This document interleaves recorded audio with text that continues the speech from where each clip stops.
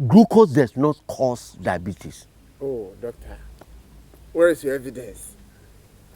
Me say, where are your PC? What 1-on-1 our TV so. Diabetes is caused by pancreas no being disrupted because of excessive use of hydrogenated oils, partially hydrogenated oils, and trans fatty acids. Until man losing the function.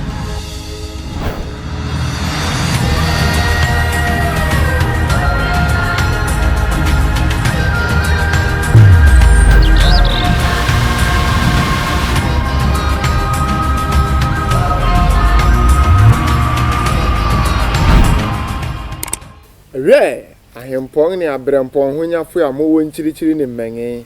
Yema mu nyina trase mama bareba Abrabɔ Fapempong dwumadi so. Woni tu adeda se dwumadi ne botai nyina ne se ebebo okrate asefo biara watu no ho asi ho. So be ma no kware trodo ni odokan afa no nomum wa kwani asa ahoro nyina raso. Medin de Fapempong ene yesa kan yem papa ni onyamfo ba ko a wa ben yiye ewo eye ayaresem omanga de se yedan ye ho ba ye na yem papa eye Dr. Benison Kofi Asare ene rebetwetwe nkomo ansana no ye besere mo se mo meye niama beye enumbi amayen poto ka se me de ye be kese like, comment, share, subscribe and hit the notification button yedan ye ho ya ba.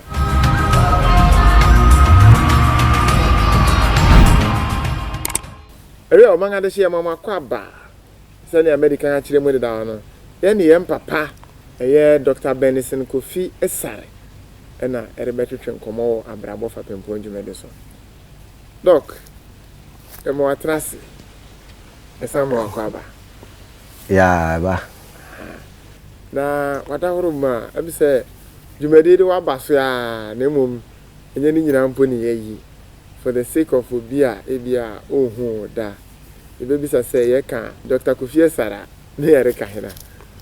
Oh, me ayaresem nipa na me kire senia obeba wo ho ban efiri ayaresem mu dodo chense mema wonduro sanse eduro a ewo wiase pa no enimdie eduro bia nsenimdie sa ya memine eduro ne de nya ahoden a anka ya sha asese ya memen abrofo eduro yi anka binum kra da ne kako wo mu kra biom nso efi kra na yare na edoso usanse nimdie no ni ho nti matumi ho asi ho se meye ejuma ebe mankrofo apomuden na me ochwehwe ni nti eno so aboa me pa bidu se ansana obewo otitiru ni bi no wo hye ne honkom nomne ne akeka ho o bribi sasi ansana wo se yese ye kan abakosem se anka ebibifo etumi ehia kan abakosem yi pa anka mede no anka be kwetire kakra osanse me ma me se osa no college kra if you know be fia kra de ansa na owi na o se ne papa ka kire ne se na me nana be ma no me papa ma me no herbalist o se o ka kire ne se ejuma o ye no o hwa o ntumi ye nso obewo eba beri mebi a obeye se ejuma no na mpanyampa nso na nyama kakra sisi ye wo me no menu odi mechi tete no about 6 years ena wo ye ntem na me nana ba me maame ne maame o ka me se me maame wo me no na ye te se obewo eba ba kope nti omo ka kire me no na me di about 5 years na me kan say o me pe enuanom aka me ho ene e di agro nti me hwe senia Satan e ko Catholic me hwe senia wo mo soka no de bompa na ena nkonwa nketenkete ba ko ho aye round bia wo mo tena so no na me ko fa kenne ma me so na me disi so na me bompa say me ma me ntome wo na me nyanuanom e de agro nti me nana se oba bebi ameda no ohwe na kan ne si ho asa ma na ahye e wo konwanum nti se konwanu kra omu kepi ye wo me nana for a long time anche bia na me ma me tumi nyem ye nti na de bia me nana ka che me se me nuanom ye bibia me ntome bo ase ne wo mo enkasa ko me ana me kofa wo mo bae anka wo mo ma nti na man ketenkete bi kam ho a ema sanka nkrofo wo me ho no hye niama so yie a anka ombe wonsa akwala betumi aye niama bi o san say the same P1 no na wo mo be fa me e de table ni chairs hye edisi ho na niama na form 44 no awo mu ye home science ame ma me kire wo mu entumi nhwe homa no mu draw no na me ma hwe mu draw no kase wo board so ama no ma hwe so draw P1 child ne wo senchi Methodist primary intina nema pi na me nana de onim se nema pi kire se me ba be ye ade a me nana ye no na o ma ho nsensu bebre na manhye ayaresana symptom o sanse se onim Ghana education system no me na me nya student de bia me ka se me the first ba ko pe by accident no kra me nyi se beti me the first but na me to me charge so nti wo mo through primary school ni ade but me kan we de atwam na nkrofo de asua de pa me bedu middle school no awatama agro na history bia ye be kire ye no na me draw nipa no se Christopher Columbus a me draw na to ho ansa na ma kire notes no da kro bi me papa be hwe mi note mu a o say draw na obe draw na unsua de o hwe mi ma me to na me chi nyina papa enu na mama me be jami asa me no nti me kan wo madwen mu se da chi makwa ye teacher ni mehu se eye den ena obi a draw no eya de enye so ba later be teacher no mehu se emfa ho ba bia oli se omofo se obi onim ade ade o se wano eye wo brofo so te se British man no na chese onim ade ala wonya na ebisa oni ama bi ehu hia na wotwani nyina how many teeth have a dog no waka who was chaka the Zulus mother no waka na ma bi a umfa mobra no waka no na chese we are clever intimi no wo mo hu mi te se me strange and I say me stubborn but na me hwe niama in a different way intin kakran ena nyame ya adom me de be wie form 5 me wie form 5 no na me call Mount Mary Training College incident bi na see na me hu say ayaresano ena ye dwuma e wo se me ye me aunt baako ene na damfo nyina e be pry o se o e chi adado aso so o ye den o na MC no nyankopon de ma me ahyesode se wo se me ye we ena me buy ni na hono kese ko hospital sa nyeyi na msi o we de metete ni mayi bor finefim timbetete na me mano me wo me formula ba ko astrati ye juma basa antibiotics and blood tonic and na me be ye the man me call me station back me san about the following week no I started nanten kakra na ka boy no kakra bi pene wo na betete no so na fie no ho to no na down for no on say abrofo ye experimental we see the experiment and the control na down for now no or continue say or cut abrofo duro ye word pania ye ni say no nyame ancha de owi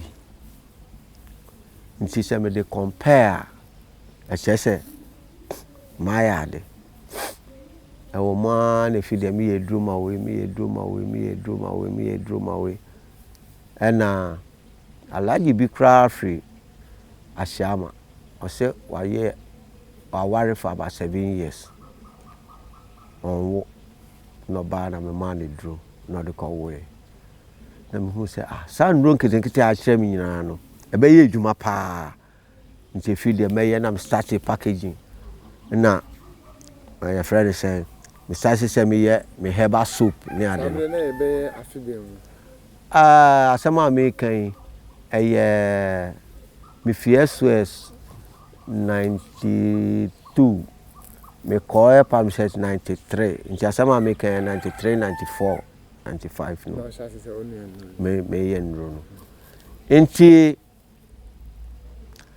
wo hwana me uncle na owoye palm research Dr. Nwetina ode me call ho no na danfo ba ko pa o se o foot rot no di bibia titi enye ye am se o me ya mo na o se Kofi no am se o me ya we dey simple o se o we ma tobro chindo ma ye se enko am se me ya mo ntemba na be ya black soap na me de chire pepem me de share obem na me de command inti na otwene nyina menhu no em se omukọ research wa komada na bibisa inti da following week me buy up bas ni si hwa me de me niam akosi fi apero si Kofi braha unya wade ti se teacher ni kra em se o anke bedo ade o se na wadru papa se e na wa passe no tan se on se na mafo ya anko beka se wa kasa nanim I mean, so many painful anantia na minim say no matter how any pano be package knowledge there be more especially useful knowledge pick here no wom so ga o che de kra nya hwe nti me batem asa weekend no na mba dwen ho a me ho no me ka say oh minister do be package o say me ma me excuse bia package ni ye we package ni ye obenya skapa timba na mba dwen ho na me hu say we nyina me ka na kire ma ehu se opanyin nyansa no matter how be ba no fa be dwen ho na me hu se ade o ka no ye asempa pa nti wo panyin a otofo no matter how it no eboa pa na me gidi se from sasemra no and na me marketing for me helps no I pick it up so say that time no na obeto no more ta friend no magic soap obeto magic soap wo bia ho no na e bia 20% 50% what tomorrow ye bia 1 cedi so me na me to me turn me there 5 cedis mama photo because of packaging so boa me pa na me nya kukudo say sa de other helps na me ye no if you say me ye no liquid no be see all the two kwan obey den nti me ni teas na started developing me cheese no I'm on there we were almost 256 formulas and counting nti Abrabɔ no uwe futufo ana wanka sakra oto ho fo se nipa obetumi ama me nyansa e wo se yetumi de en ho bobɔ nkrofo a wo nimdie and no matter how the approach no se afutuo no ya de papa fa na fa ball bra wona wo ball bra doc ebi se wa chire mo de dawo na maka ho ma bi so pen a title no and etifia asem ne choosing to heal. As I choosing to heal, them say na ne Fapempong pa the 5 pillars of health. And I'm aware. So 5 pillars of health, you know. But to any young achieve for the sake of one anchor. I are son. Strong from a droton. I are son, never pee, no boom, no mount upon the na Miss Asia, Miss attitude, air, water, food, exercise. Wow. And then a numno. Sir, ubetumi ediaduane pa ayesas na de. But the bia attitude in life nye o dwen na we be me say and I say and no cry to me ma yare. Fear. So your attitude towards life no enya benya yare. Okay. And so attitude so ye obin phobic can say be or say when you lose your sense of humor, you lose your sense of living. Oh, obu wa untumi enen nka mpo ndi agro. Bibia wa fa the World Cup na ne buefu. Oh, yen try we asesa. Niama ne bi wo ho a ye be taking a life ne ekoye ni mu ano no. So nti no attitude ye baako. Mframa. Oh, se sia de mframa no ase kra wo Ghana. Be bia be fa ye hye niama. Oh, nti reduce the amount of oxygen I home no. Okay. And no cry my yare. And oxygen papa so ni umoja mu a yare kese. Nti what is the solution to? I was say ja ni ama hye no. Okay. Oh, ma develop bibia betumi ama ye alternative. Okay. Oh, se mo pay info no betie nko na omo nka se head of institutions nko na nyansa wo mo tremu a anke beboa. Nti ufre no a no aba water nsu. Yes, nsu a ye nom no. Drobel fam no. Pipe no. Womo ehye no since 1958. What is asisa ni nyina da? Also, yenya nsu fita fine. We nyina kire se nnura omo de gu nsu no mu a e ma ye fita no. E drosso pa. De di kan ya boka. De etoso mienu ya san poison ye ho. Oh. Na ye wo nipa titu wo Ghana ha omo ye niama bebre. Onso ye mfa omo nye bibia. Your filter be Ghana ni na aye. Clay filter. Very very good. Minyanka bia wo bi fi ana ye de akọ US kra me ya develop no. Ema nkrofo pinim ye ma ye cheap ma ye de ba anka ensu ebe sesa. Efi aduane ye de ndro aduane dodo. First no koko amankani karakosha ufa baabia fofofo ena unya baabia obe emre asa sesia palm wine we a friend say nsefu kra no won the DDT na yenim instead on be boni ja no. Oh yes, inti unsuspecting passerby na wato omo the yenim a omo twa lebi a poison ho fibrous root and fibrous stem. Oh, inti nema pi na say exercise. Efi exercise no de unyi na unya exercise dia. Eno de anya kra kon in natural healing no you will be e kan opoto kasa mi say sedentary life brings a lot of illness. Ote fa ko de bia uye ni ha mpese oba keka ho a obu aha free ha okodwonso wa ha kra just of dropping o nanti a eboa wa koma wow nti ye ka exercise no nkire se bibi strenuous building dey there bi o so to me nanti obu ho osori anopa se na obetwe ne mo keke kra ya asem ntwemu eye papa sebe o wanyam a ofia uso omda na omsori a omoye de omtwe omum so nyama pi wo ho a ye ya emboa apomuden ena afi so eba nnuro nankasa ya obibi kasa mo ya kasa African herbalism is based on the foundation of prophylactics more than cures. Prophylactic no bibi ti say dudo ya ye no mofie. Unya ransa no wanom. Won bibi ade bia no eboa wa pamudin. Won bibi ni antwen e ma won yare ansa na yesi ye kotwa wo ha ne ayesi ye koye sesesi daabi. Anopa bia no ye wa akwala ye hwe ne de yesi owe e o se fa nunum kakra ne we ye mfa nsa no. Won wo ma ka kire se asanye no ene wo mo bibi e frɛ no colon cleansing. Colon cleansing e den. Oh, say eno ye cleansing. So ene wo mo bibi so wo say colon hydrotherapy ye de nsu ne de ahye gallon mo na sabi de ahye woton. So na so no nya bendia.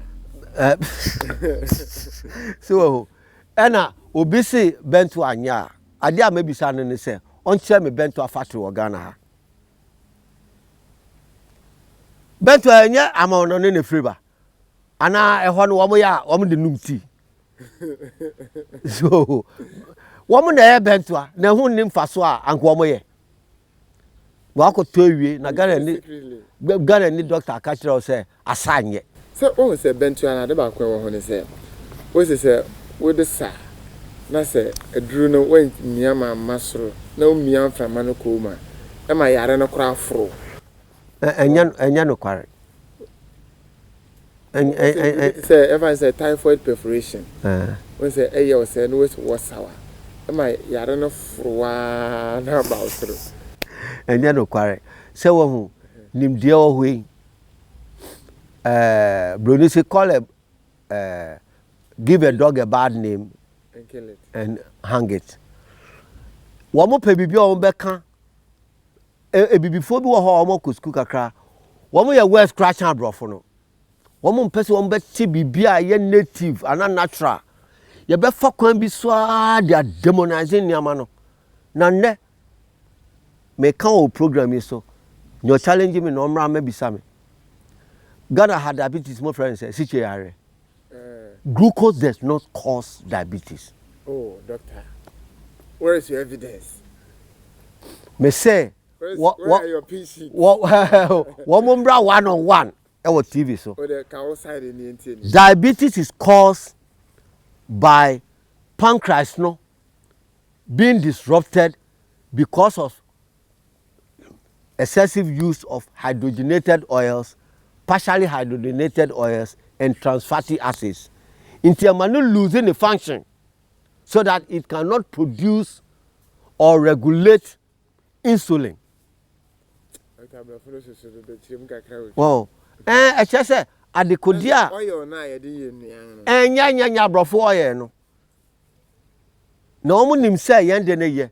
Onso tie ade ba ko mo am media no mun tie we ne nko wan supampa. Abrofo use media no e de atwese adwen. Wo mu nim so on beba beton we no. Onso omu dwen kwachire. Wo mu use 35 years. And they said the reputation of coconut oil and all the tropical oils. One throw one medical books more. Say coconut oil because saturated oil no and yet say for 35 years it was on CNN, Voice of America, BBC, and one medical books money are now. Later, one more benya market navy no. One more sign to one catch and say. Oh, se sia de woman say coconut oil na ye. Se sia koye ndwom kohwe. Mana wo ton angwa no. Nipa he na wo ton kubi angwa na adwongo. Adwongo mpo de kire se we krase ni krase udi a. Nti doc wo di adwongo. Me. Oh, me wa adwongo. De bia me wa adwongo ana kubi angwa.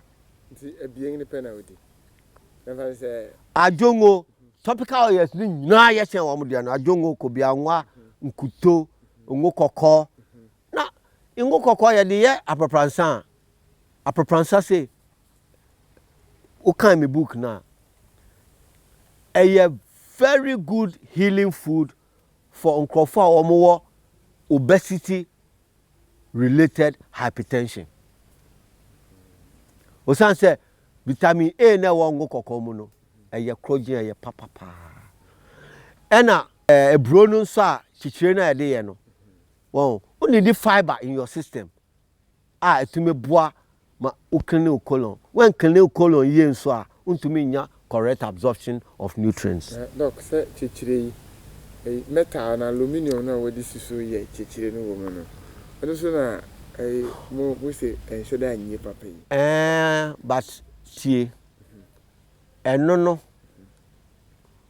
enye me na mekwa akoka kire government say womo ye beto womo fo womo pa no womo fa Indian for flour na womo de womo chipati bread no womo develop stone grinders, electronic stone grinders to say ne yamade no electric de yam womo flour na womo di no nti anka by this time no e was say yetumi hu say niama ya manfo no di more no yen hwe na enye say womo di aduane ne keke but womo di no in a healthy way. Wow, eno be ma sa too much or the usage of agrochemicals no ne sa unhealthy machinery ne ade o kari nyina ebeba because hwe bibi ti say preservation yana nanu mu anko school bia nso womo tumi hu say banche so womo edwi no womo chia etumi ya gari is a form of food preservation. Tapioca is a form of food preservation. So also in there with all the abrofo kese no yetumi twabro de etumi bua do some time bia na fi dia say ma womo mehu me ma a lot of things into food preservation and no beba into our next conversation. Very good. It's them view now the better so you find say obiri tie where di kan aye from sunu nyina fa niam e de yare ba ho e se wabubu gu ho den onye me wo article bi amatro me nyanje no into a book. Me say the omnipresence of God in healing. E kire se nyankopon wo ba bia wa yare san no e te se nyankopon no so wo ba bia o san se the be kan wo potakasa say God is the best architect.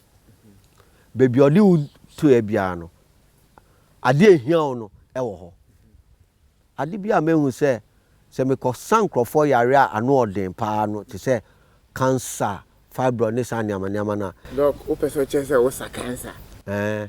Una say cancer there is a business. And serious na business. Say o run panifia. That's how you see agrochemicals there. Within the person's environment, ubenya eduro bi anipa ne here. Oh, I'm serious. I'm telling you this. And it's how close God is to us. No, ye dwane horada. Oh, share send your ball a before. Share en color, share ye tinwi. Go, share en hwene nini bibia.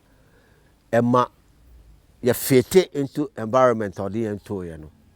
Oh, inte no say opese unhu ade friend ayaresa. Share environment first and the kind. Ube hu ayaresa. Enti ebesro yedi yaresare so nanso obobo eniama bi se ubekọ na bi wo bi fi na se wotuma ache obi a otie o ebia haban bi a in ono ya ne small way ebia esese taf kana aduan odi ho. Oh, kontomre ya de fine pa onso obi beto se odi kontomre nkwa che se we krasi ni kontomre efi adia pepe for friend kuka no green leaves no every baba tree no and also magnesium bebree e ma fertility e sama unya adwen bebree so nti se yendi ahama no yendi ni mo ebe boa yen pa obi nso a otadi kubiangwa etumi bie na adwen cause kubiangwa no yede san womo Alzheimer's ne dementia yede san womo yare nti udi kubiangwa ena sabi kubiangwa so eboa mama womo sisi womo oba a otadi kubiangwa de bia no sabi ontanya ndemo yare bebree nti na me kai se ye nkwala ye wo secondary school no ye say unim na ukofa nzumani ba ubeti aka no so enye duro bia no de ye wo kube no a odi no ne kubiangwa ne ade ni nti no ubeti de to be continued. Now doc obi here obe de nya phone number for to go my 0243 21 8785 0243 21 8785 and a Facebook so 0243 21 8785 and a Facebook so de me onyame ba Kofi Asare okay Facebook nti o click onyame ba Kofi Asare nso a obenya me details era se mo se ne waja obri bia ho no abadwumade so obanga de hye ha ne de dwumade ne besi mo ani tuade da Abrabɔ Fapempong dwumade ne medin de Fapempong na yebesere mo se obia safe na worehwe enfofra yebesere se potokasa ye kabribi we say like, comment, subscribe, and then hit the notification button. I feel so to my share na ubia enyebi. Era mase. That's the name.